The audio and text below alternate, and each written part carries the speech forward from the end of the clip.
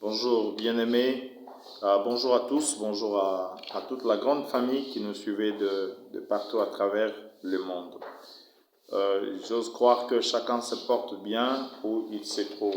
Je suis ici pour partager avec nous, après notre conférence que nous avons eue au début août, le 7 août 2021 au niveau de l'hôtel Léon, nous avons pensé essayer de répondre à d'autres questions qui n'ont pas été répondues durant la salle, faute de temps, et pour faciliter aussi à d'autres personnes l'accès, qui n'avaient pas eu l'accès dans la salle suite au problème d'embouteillage qu'il y a eu ce jour-là dans la ville de Kinshasa. Ainsi, nous allons avoir aujourd'hui. Aujourd'hui, nous voulons parler sur comment bâtir un couple. Nous voulons parler aujourd'hui sur bâtir de couples solides. Alors, il est possible de construire de couples solides. Actuellement, nous assistons à beaucoup de choses et plusieurs couples n'arrivent pas à tenir le plus longtemps possible. Nous avons commencé à rendre public tous nos enseignements. Je parle sur bâtir de couples solides. Luc chapitre 6, versets 48 à 49. Frère Uriel va nous aider à lire rapidement. Il est semblable à un homme qui bâtit une maison. Il a creusé profondément et il a posé le fondement sur le roc. Il a creusé et posé le fondement sur le roc. Une inondation est venue. Et les torrents s'est jeté sur la maison. Les torrents se jettent contre cette maison sans pouvoir l'ébranler.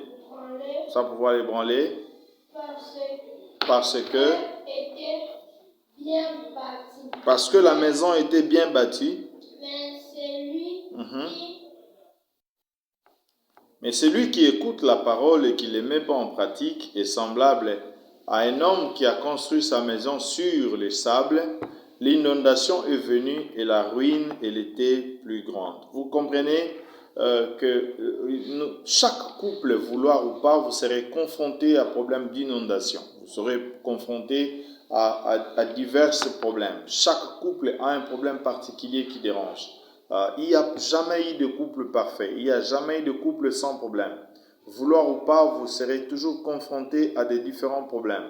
Mais quand on parle de bâtir, de construire, c'est-à-dire qu'il y a des piliers, il y a des colonnes, il y a la manière dont vous devez planifier les choses afin que face aux intempéries, face aux différents auxquels vous ferez face, aux différentes difficultés, aux problèmes qui seront face à vous, que vous sachiez comment aider à résoudre ces problèmes, comment aider à encourager ces problèmes.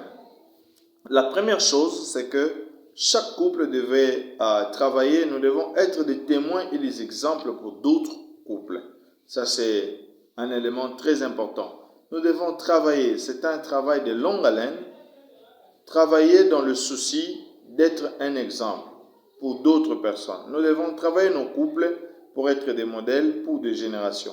Notre témoignage importe beaucoup.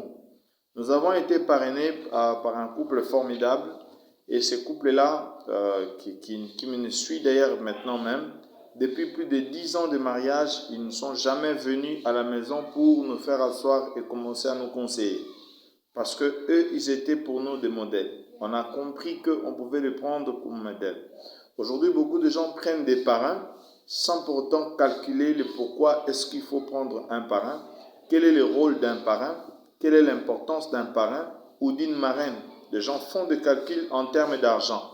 Ils calculent qu'il va louer pour moi la salle, il va m'habiller, il va m'offrir une voiture, il va prendre telle charge, il va faire ceci. Mais au fond, la raison principale n'y est pas accordée en cela. Il faut que nous puissions travailler. Vous devez travailler. Notre société a beaucoup de problèmes. Un anthropologue disait, du 18e, 19e siècle, disait, le 21e siècle va connaître un problème de modèle et de leadership. Et il avait raison. Au jour d'aujourd'hui, nous avons un sérieux problème de modèles. Nous n'avons pas assez de modèles dans notre société, même en termes de couple. Mais si vous prenez l'option de commencer à travailler votre couple pour être un modèle pour des générations futures, cela va vous aider.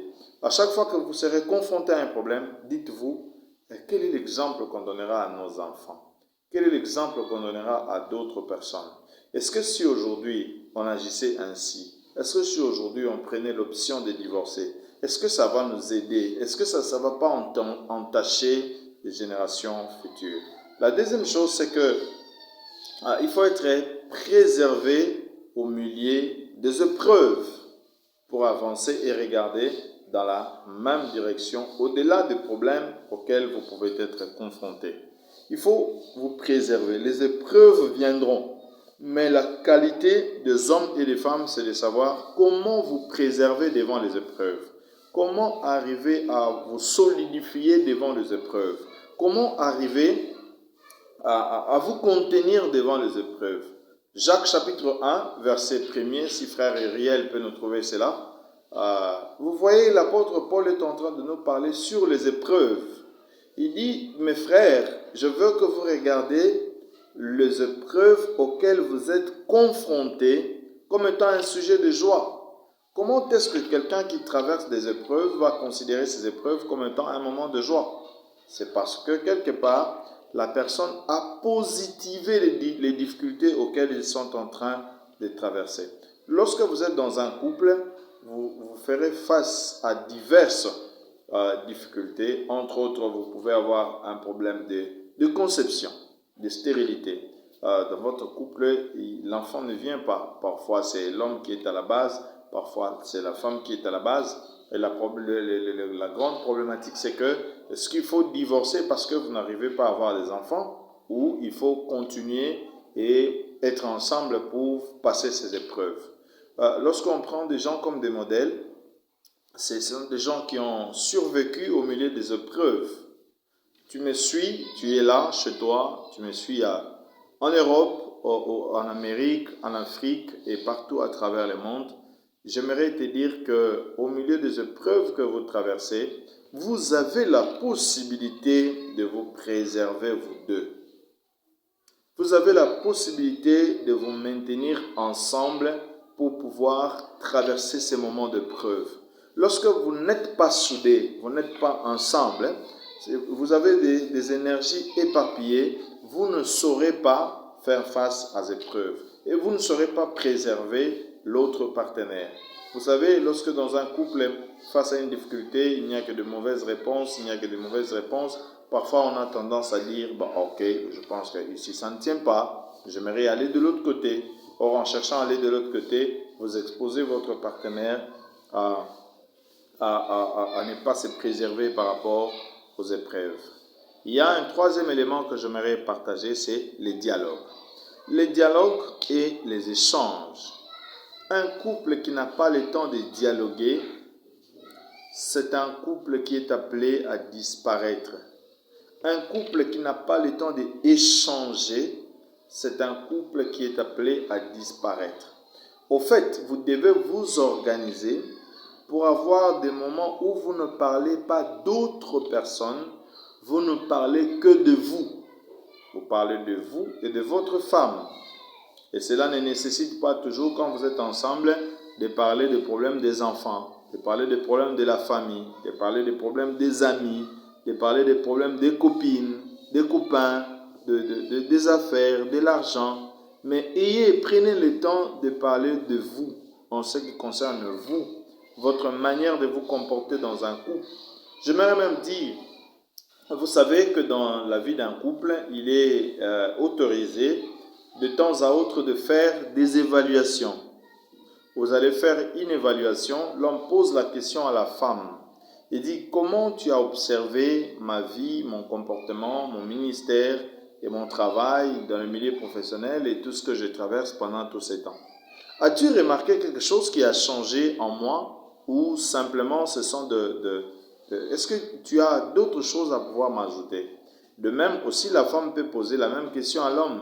Chérie, essaye d'évaluer les 5 mois passés, les 4 mois passés, comment as-tu constaté cette année 2021, depuis le début jusqu'à aujourd'hui, au mois de septembre? Dis-moi, est-ce que tu as pu constater quelque chose qui s'est amélioré en moi ou pas? Vous devez avoir le temps d'échanger. J'ai reçu une femme qui m'a expliqué un problème très délicat et face à ces problèmes, je lui ai dit, la personne la mieux placée avec qui vous pouvez résoudre ces problèmes, c'est votre mari. Et il faut prendre le temps de parler à deux. Vous devez prendre suffisamment du temps de parler à deux. Et quand tu seras face à lui, ouvre-lui tout ton cœur avec des expressions de douceur. Prenez votre temps et parlez ensemble. Prenez le temps de dialoguer. Ne laissez pas beaucoup de temps parce que le diable profite lorsque le temps est un peu long. Le diable profite pour mettre d'autres détails qu'il n'y avait pas. Et comme on dit toujours, le diable se trouve dans les détails. J'ai toujours conseillé aux gens de ce que si vous avez un problème, comme la Bible dit, que votre soleil ne se couche pas sous votre colère. Avant que le soleil ne se couche, arrangez votre problème.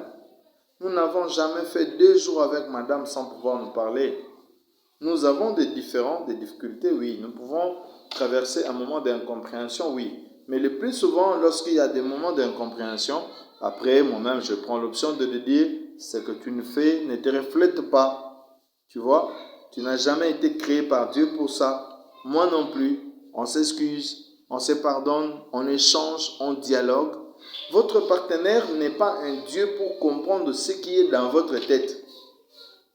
C'est votre responsabilité de pouvoir partager avec la personne pour voir dans quelle mesure du possible vous pouvez arriver à résoudre n'importe quel problème qui peut être au milieu de vous. Et ça, c'est, comme les Anglais disent, very important, où vous devez partager, échanger sur des choses que vous avez. Ça va vous aider à avancer, à évoluer à grande vitesse.